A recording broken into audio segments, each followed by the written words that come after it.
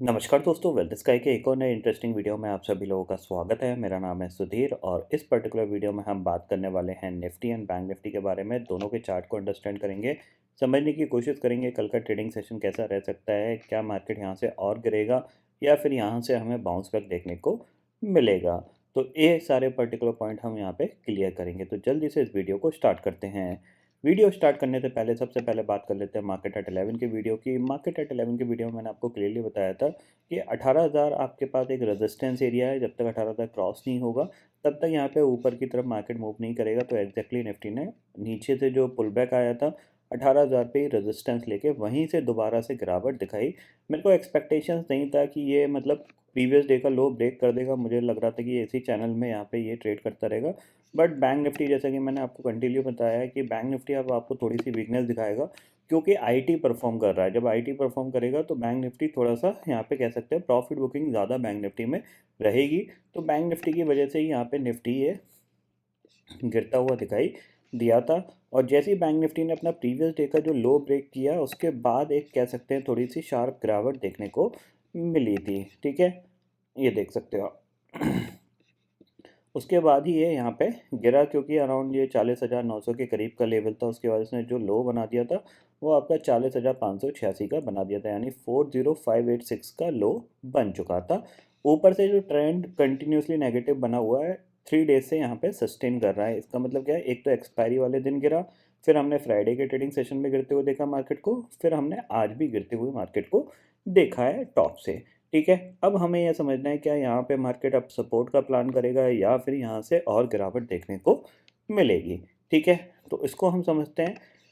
सबसे पहले चलते हैं ऑप्शन चेन डाटा पे। और जैसा कि मैंने आपको ऑप्शन चेन डाटा रीड करना बताया था कि आप कैसे पता कर सकते हो कि कोई लेवल ब्रेक करेगा या नहीं करेगा, उसका सिंपल सा लॉजिक मैंने आपको बताया था कि अगर मार्केट नीचे की तरफ वो लेवल ब्रेक करने की कोशिश कर रहा है तो आप कॉल साइड पे ओपन इंटरेस्ट बढ़ते हुए देखो। और यहाँ पे जब निफ्टी 17,900 पे ट्रेड कर रहा था, मीन्स 17,920 के आसपास ट्रेड कर रहा था, तब यहाँ पे 53 लाख का ओपन इंटरेस्ट बढ़ चुका था कॉल साइड पे और धीरे धीरे वो कंटिन्यू बढ़ रहा था। और जैसे ही निफ्टी ने 17,900 ब्रेक किया वहीं पे यहाँ पे एक तो पुट थोड़ी बहुत पुट अनवाइंडिंग हुई यहाँ पे, उसका प्रेशर प्लस थोड़ा बहुत सेलिंग प्रेशर ने निफ्टी को 17,850 और 830 तक ले गया था।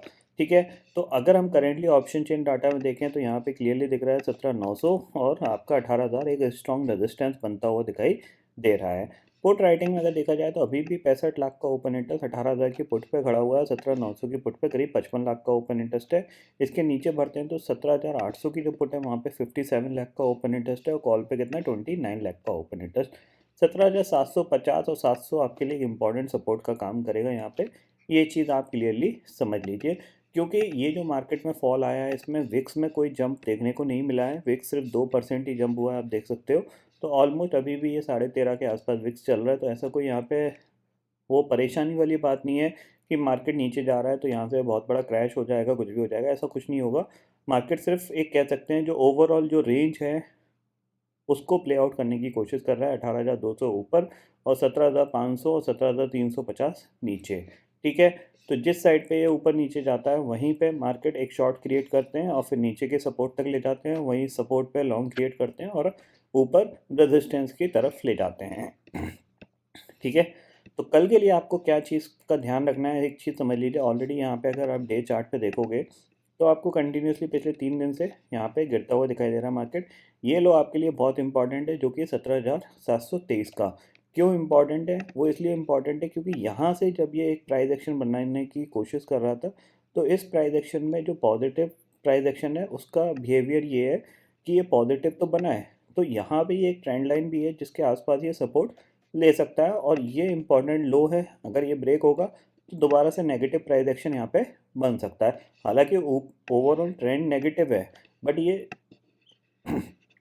फरवरी मंथ का जो बेसिकली मार्केट ऊपर गया है यहाँ पे एक ट्रेंड पॉजिटिव बना हुआ है, तो ये पॉजिटिव ट्रेंड के आसपास ही यहाँ पे सपोर्ट लेने की कोशिश कर सकता है। तो किसी भी रीज़न से अगर ये 17,750 के आसपास निफ्टी मिल जाता है तो आपको वहाँ पे एक बार बाय करके ही काम करना चाहिए। ठीक है, थोड़ा सा छोटे टाइम फ्रेम पे मैं आपको ये चीज़ समझाता हूँ। देखो, ये सबसे इम्पॉर्टेंट लेवल है, एक चीज़ ध्यान में रखिएगा। ठीक है, ये ब्रेक होगा तो ट्रेंड चेंज होता हुआ दिखाई देगा। ठीक है, पहली चीज़। दूसरी चीज़, अगर आप यहाँ से ये ट्रेंड लाइन को खींचोगे तो आपको,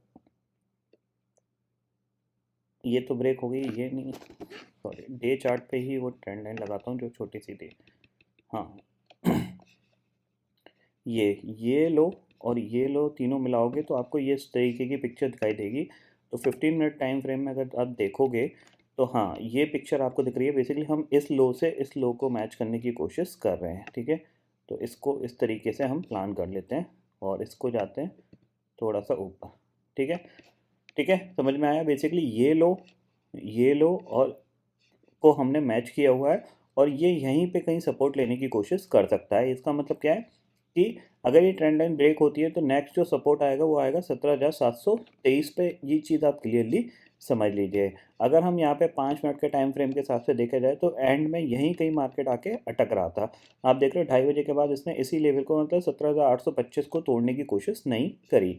ये चीज़ अच्छी बात है मार्केट के लिए। तो नीचे आपके पास क्या है, अगर आपको गलती से 17,700 के आसपास निफ्टी मिल जाता है तो वहाँ पे डेफिनेटली आपको एक बार बाय करके काम करना है। और ऊपर के लिए जो रेजिस्टेंस नया बन के आया है वो आपका 17,920 के आसपास का आपको रेजिस्टेंस मिल सकता है। ये चीज़ आप क्लियरली समझ लीजिए। इसको मैं आपको 15 मिनट टाइम फ्रेम में दिखा देता हूँ। ये दिख रहा है आपको। बेसिकली ये जो रेजिस्टेंस फेस कर रहा था मार्केट, जिसको ब्रेकआउट देके ऊपर गया था, वहीं पे ये अब दोबारा से अटक सकता है। तो कहीं ना कहीं ये नीचे आपको 17,800 या फिर 17,750 पे सपोर्ट लेता हुआ दिखाई दे सकता है। यानी ये जो चैनल है बेसिकली आपका 17,750 से लेके